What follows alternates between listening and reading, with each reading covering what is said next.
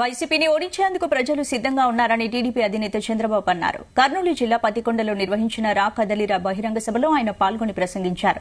మొత్తం 175 సీట్లలో గెలుస్తామని జగన్ అంటున్నారు. ముందు పులివెందుల్లో గెలవమనని చూద్దామని సవాల్ విసిరారు. జగన్ వచ్చాక ఒక్క అభివృద్ది కార్యక్రమం చేయలేదన్నారు. తాను తీసుకొచ్చిన 100 సంక్షేమ పథకాలను రద్దు చేశాడని ఫైర్ అయ్యారు. జాబ్ క్యాలెండర్ పేరుతో యువతను మోసం చేశారన్నారు. యువతకు జాబ్ రావాలంటే బాబు రావాలన్నారు. యువగలం కింద ఏటా 4 లక్షల ఉద్యోగాలు భర్తీ చేస్తామని హామీ ఇచ్చారు చంద్రబాబు.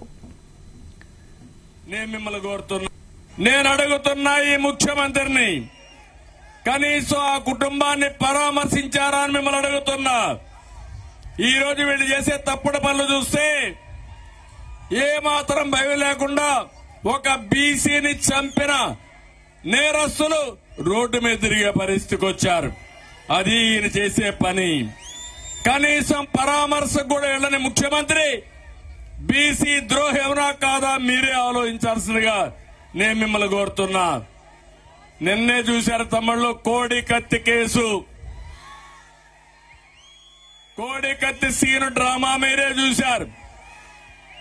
ఎంత దుర్మార్గం అంటే 5 ఏళ్ల నుంచి ఎక్కడున్నాడు? జైల్లోనే ఉన్నాడు.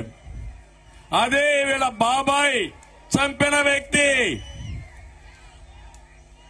రోడ్డు మీద తిరిగే పరిస్థితికి వచ్చాడు. అంటే దీన్ని బట్టే మీకు అర్థమవుతుంది ఎలాంటి వ్యక్తి ముఖ్యమంత్రి అని. నేను ఒకటే మీ అందరినీ, ఈ ప్రాంతవాసులందరినీ కోరుతున్నా. ఈరోజు మనందరం ఇక్కడ సమావేశమయ్యాం.